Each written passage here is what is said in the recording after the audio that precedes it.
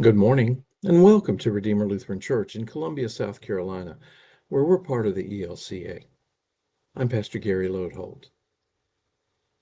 I remember hearing someone many years ago who was speaking about how complacent and nonchalant we are in our society. He said, "For too long we have prayed, if I should die before I wake, I wish you would wake before you die." What he meant was that we need to rouse ourselves out of our lethargy and awaken to the needs around us and the call of God. At church camp, there was a morning wake up song to get the kids moving, and it used the words, "I'm alive, awake, alert, enthusiastic." Perhaps in the spirit of Amos, someone spoke a greater truth when they changed the words to, "I'm dead, asleep, drowsy, nonchalant." Too far often, we might fit that latter version more than the first one. This week, we are making our way through the Old Testament book of Amos, and what we have seen already is that Amos has very pointed words for the people of Israel in his time, and that they are just as pointed to us in our time as well. I think if Amos doesn't step on your toes, you aren't paying attention.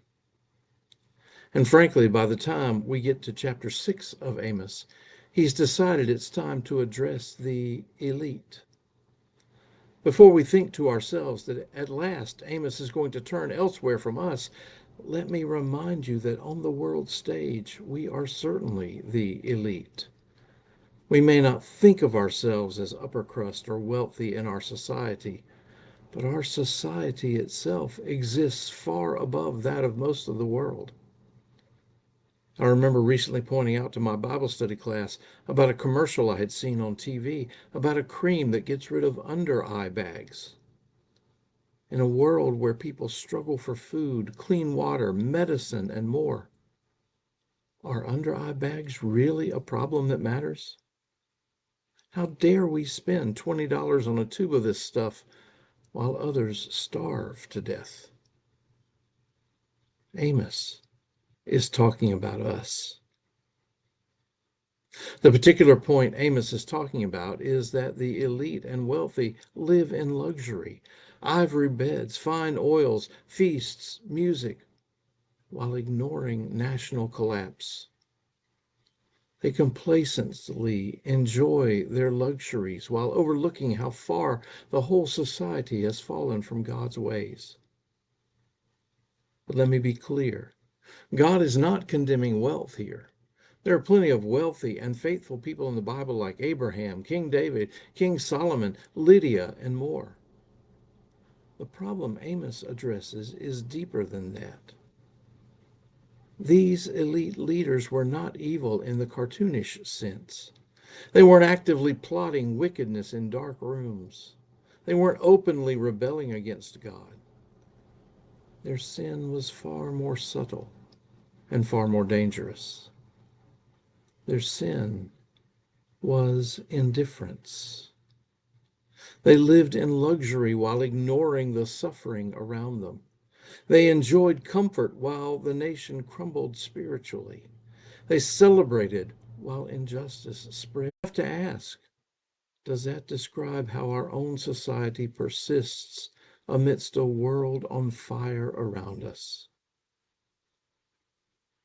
What Amos saw in his time were people who believed that they were untouchable. They trusted in their military strength, their political alliances, their economic success, and their religious rituals. They had a false sense of security in their own power, just like we do today.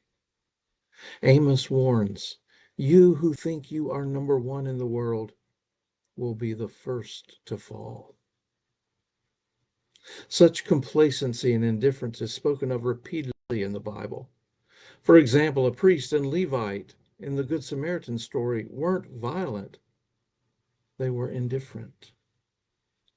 The rich man didn't abuse Lazarus, he ignored him.